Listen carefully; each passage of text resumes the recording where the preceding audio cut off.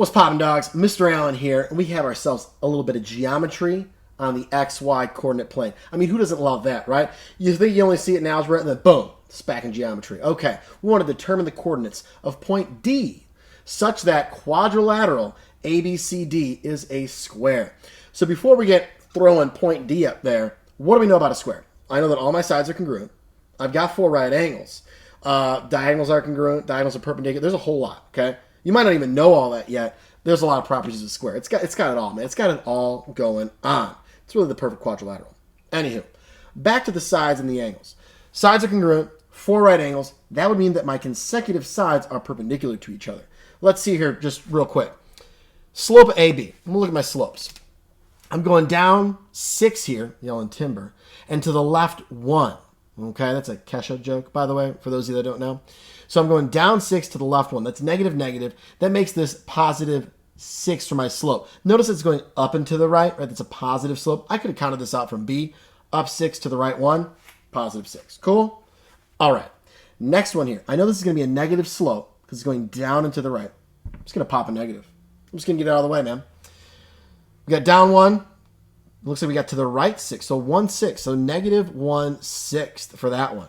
Are those two slopes opposite reciprocals of each other? Yes, they are opposite reciprocals, so they're perpendicular. Okay, that's not a length, that's a slope. Okay, the side's actually longer than that. All right, so this means that this guy right here, I should probably follow like the same pattern, right? If from B to A I went up 6 to the right 1, let's do the same for C to this new point D. Up 6, so let's see, that led me at right here, and to the right 1, I'm right in my words there from this problem, but that's okay. Let's say this is going to be point D here. I'm going to write it over here. Point D. What are my coordinates of D? It looks like I got negative 1, comma 5 for this thing here, right? That'd be over to the right 1. That'd be up 6, so that's good. Now let's connect these with my giant straight edge here, and let's see how things look, and then let's count stuff out to make sure everything's good, because I always like to check myself before I riggedy wreck myself, if you will. Okay, there we go. Whee, beautiful. Okay. So this slope here, we already did is up 6 over 1, so it's positive 6. Cool. And then over here, I've got myself, we're going down 1 and to the right, oh my goodness, 6. So this is negative 1 6 for my slope. How wonderful. All right, so I've got these slopes here. This means since I have opposite reciprocal slopes with my consecutive sides, I got myself 4 right angles. Now, this could be a rectangle. However, if we were to do distance formula with all these, which I'm not going to do right now, I would end up with the same distance formula for every single one.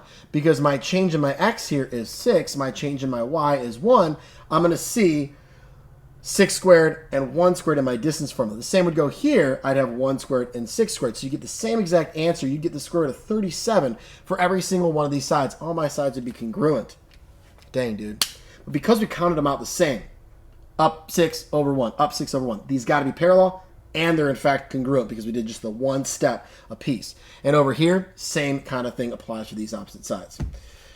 Dude, we just created a square. We found the coordinates of D so that ABCD is a square. That's dope. That's awesome. You guys are awesome. See you later.